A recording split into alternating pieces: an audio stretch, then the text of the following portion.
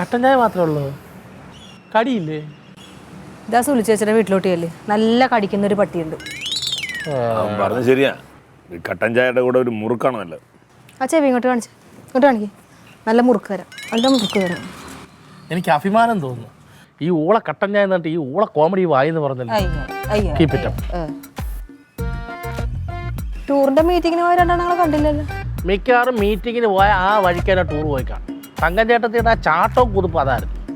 എന്റെ പൊന്നോ, അവിടുന്ന് ആ ഫോൺ വന്ന അന്ന് തൊട്ട് ചേച്ചി നിലത്തൊന്നുമല്ല, ആകാശത്താണ്. ആരോടൊക്കെയാണെന്നറിയോ തള്ളടിച്ചത്? ആ കുടുംബശ്രീയിലെ മീറ്റിംഗ് നോപ്പോ ആ പെണ്ണുമ്പോൾ എന്തൊക്കെയാണെന്നറിയോ കാണിച്ചു കൂട്ടിയത്? ആ നിങ്ങളുടെ തങ്കം ചേട്ടത്തി. ചേച്ചിയുടെ വർത്തമാനം കിടന്നു ഫ്ലൈറ്റ് ചേച്ചിയാ ഓടിക്കണെന്ന് അമ്മാതിരി തള്ളു. കൊച്ചിലെ അവൾ അങ്ങനെ തന്നെ എന്തെങ്കിലും സന്തോഷം എല്ലായിടത്തും പറഞ്ഞു നടക്കും. അത് അങ്ങനെ അങ്ങ് വിട്ടാ പോരെ. ഇത് സന്തോഷമല്ല, ഇതിന് പറഞ്ഞാണ് തള്ളു.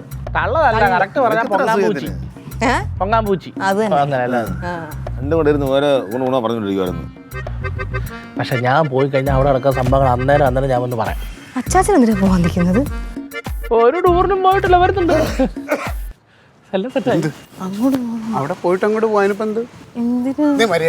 ആ മുഖം കണ്ടിട്ട് എന്തോ പന്തികേടുണ്ട് കേട്ടാ, എന്തോ സംഭവിച്ചിട്ടുണ്ട്.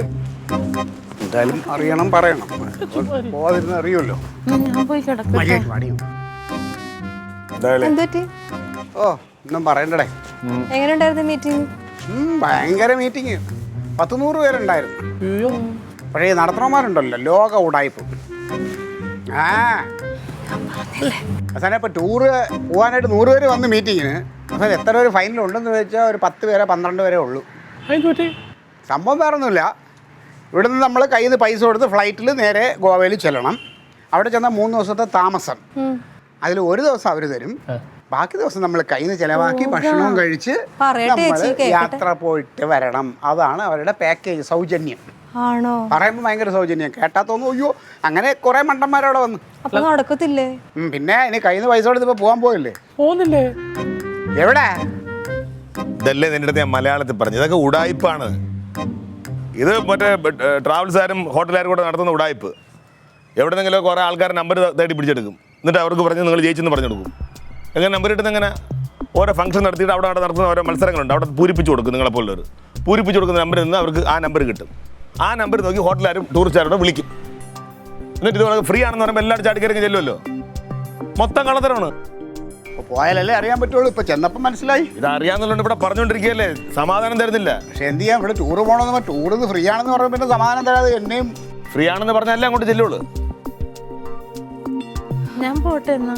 അല്ല ഇനിയിപ്പോ ചേച്ചി സാരി മാറാൻ നിക്കണ്ട, നമുക്കേ ആ പറമ്പിൽ പോയി 2 റീൽസ് എടുക്കാം. ഇനിയിപ്പോ ഗോവയിൽ പോയിട്ട് അവിടുത്തെ ബീച്ചിലൊന്നും എടുത്തില്ല എന്ന് വേണ്ട, നമുക്ക് അവിടുത്തെ ആ പൊട്ടക്കുളമില്ലേ അവിടെ നിന്ന് ഞാൻ എടുത്തു തരാം. അയ്യോ നിന്നെ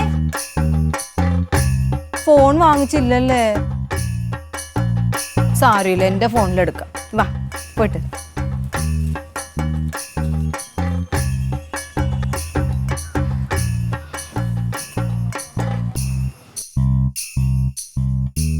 വലിയ കുഴപ്പം തന്നെ അല്ലേ? എന്തു